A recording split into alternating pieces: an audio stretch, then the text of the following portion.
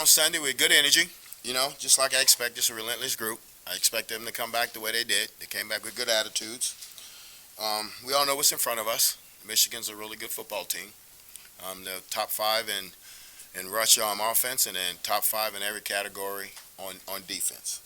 Okay, and we know what we're getting into. We know the task at hand, but it's an opportunity, and the ball's going to kick off on Saturday. Questions? I think you guys have faced some pretty good running backs here the last couple of weeks, and now you got Blake Corum coming up. Harbaugh was saying yesterday he's the best running back he's ever coached.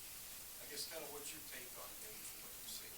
No, he's a really good player. He's probably one of the top backs in the country. I think he's getting Heisman votes right now.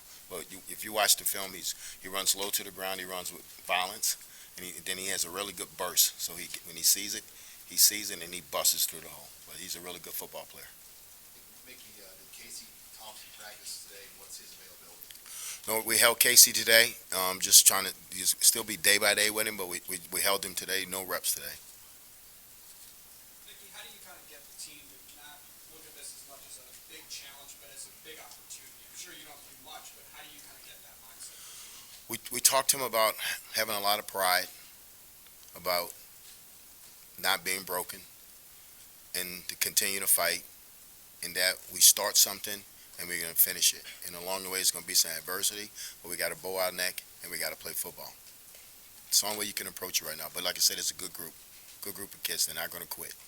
If Casey is out, do you go with Logan this week based on the game last week? I'm gonna make a decision probably Thursday after I watch them both practice, because I gotta watch them both practice, and see which one's performing the best. But right now, I'm looking at both of them right now. How do you balance sort of the human side of that quarterback? Is it sort of a tough love deal, or you put your arms around him? How do you approach it? Well, you got to put your arms around them. It's tough on them because you're asking kids that's been backups.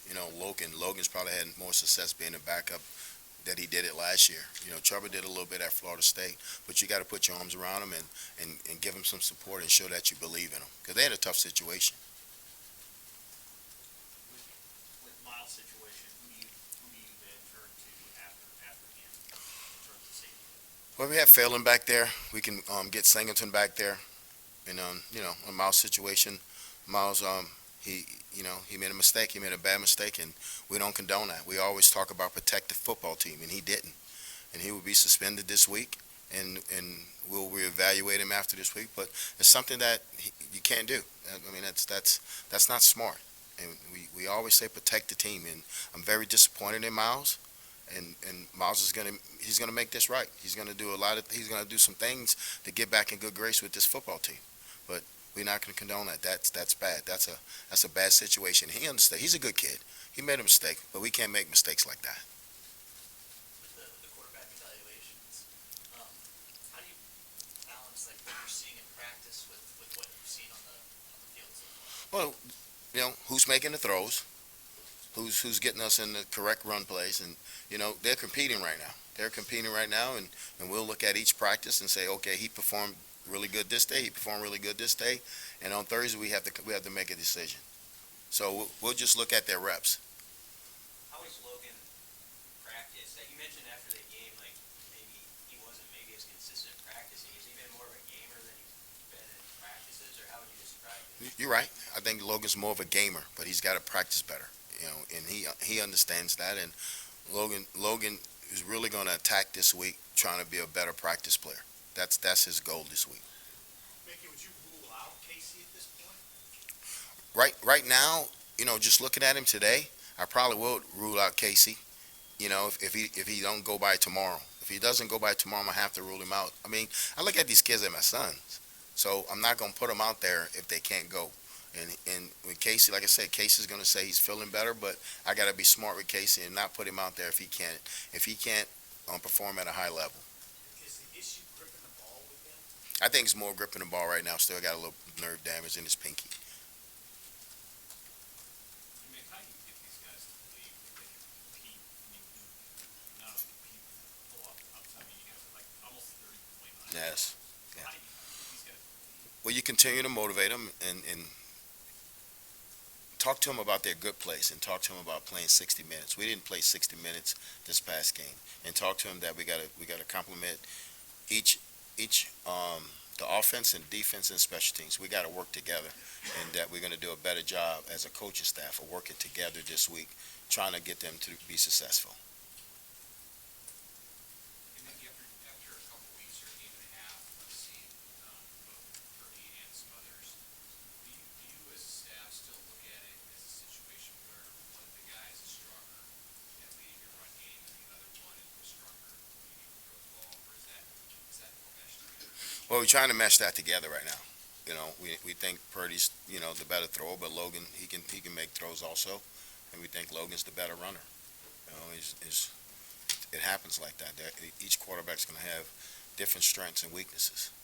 One of the things you talked about after the Oklahoma game was to slow some things down, not to give away your game plan, but because of the quality of the opponent that you're going against, is there some tendency to, want to use some clock this week?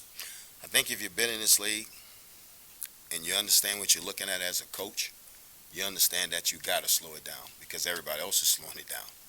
Just the way this league is built, and we got to play Big Ten football, and we eventually trying to get to that. But we got to play Big Ten football, and you got to try to slow it down. Vic, you said you were going to look at the film to see why the run game slowed down in the second half on Saturday. Did you notice anything in particular? Well, we got to trust and be happy with 3 and 4 yard runs. You got to be happy with them, and so we got to say, hey, we got a 3 yard run. Let's pad it back up and go back at it again, and maybe we get another 3 yard run. Now it's 3rd and 4. It's manageable. When you say we, you mean the coaches? We, me, the coaches, the kids not calling the plays. Right. We are.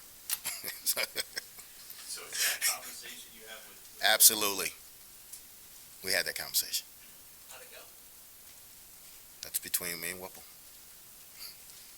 Hey, the rankings say Michigan is a better team in Illinois and Minnesota, two teams you just played.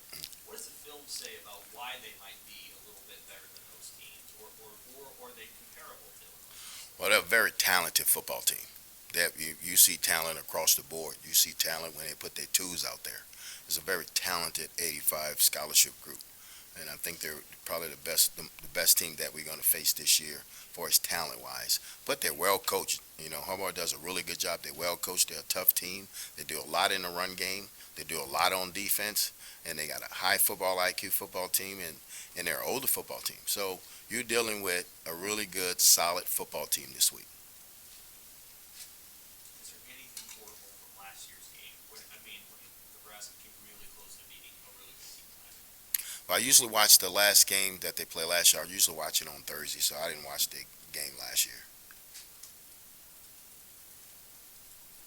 Vicky, kind of off the football topic, but the NCAA the last couple of years has kind of made a push to try to get athletes voting. Is that anything you guys talk about such days, election day? Yes, we brought Dr. Cheddars in last week, and we talked about voting. What's the message on that? Get out and vote.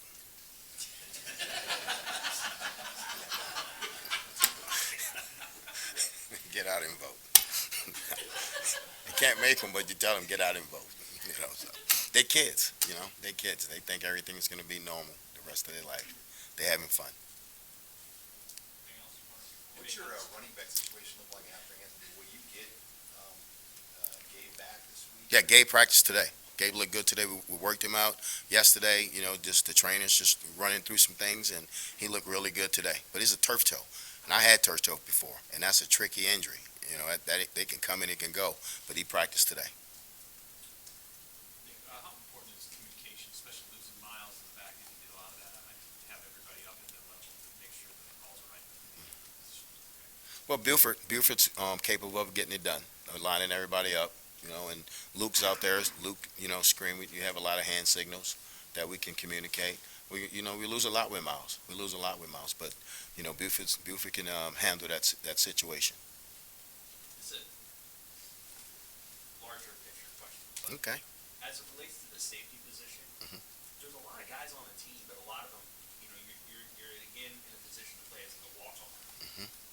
Is there something there that you feel like needs to be recruited differently, develop differently so that there's more of the scholarship guys are getting a chance to, they're on the field because they're ready to play, they're playing well. Yeah, and it goes back to when you're out recruiting. You got, I think when you go in a poto and you go get a junior college kid, that you got to vision them as starters. Something like free agency. When you go to the Saints and you pull a kid to the Falcons, he's coming in, he's going to be a starter. I think a high school kid, you can look at him and say, okay, I'm going to develop him in 2 years. And that's the big thing about once you recruit him, we got to keep him in the program. We got to keep him here. That's what everybody in the Big Ten's doing. They're keeping their kids here, and now their kids are, with the COVID, fifth year juniors, 6-year seniors. We got to get to that. We're a young football team right now, but we got to get to that, and it goes back to recruiting, but it also goes by when they get here that we start developing them and keep them in. You can't develop them if they're not here. But we got to keep them here. Have you ever been on a team that was a 20 or 29 under, and how do you kind of, You talking about when I played? as a player, as a coach? Absolutely not. No, never been underdog like that. But it happens. It happens. What does that say? When the odds makers I don't know. I mean, it means they think they're 4 touchdowns better than you. That's what they're saying. But you still got to kick the football off. You still got to kick the ball off. We got to go out. We got to play at a top level. We got to, like you said, we got to play 60 minutes. But we're not going to back down. We're not going to back down. We're not going to say, oh, we're going to throw the towel in. These kids won't do that. These coaches won't do that. We're not going to do that.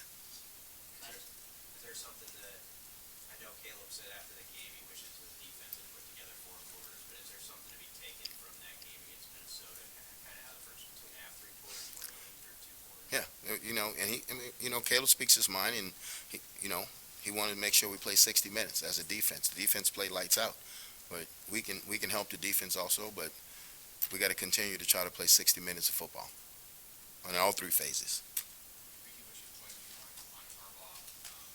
You guys are kind of somewhat close in age, as contemporaries, college quarterbacks, and watched his career, and what do you think of the job he's done in Michigan at 7 years? Well, I think he's done a great job. He was a really good quarterback in the league, and he's a really good football coach. His brother's a really good football coach in the Ravens. My brother Vance knows his brother. So it's something like my family. It's a football family. He does a really good job. I had a chance to meet him in Birmingham, Alabama when I was at LSU.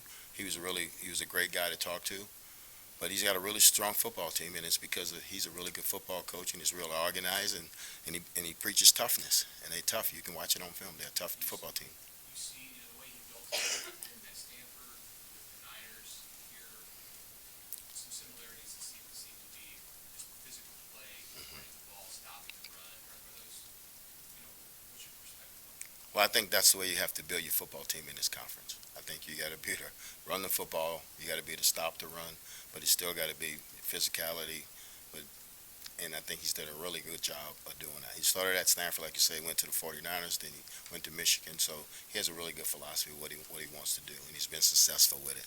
Take your hat off to him. Anything else for Coach? Thank you.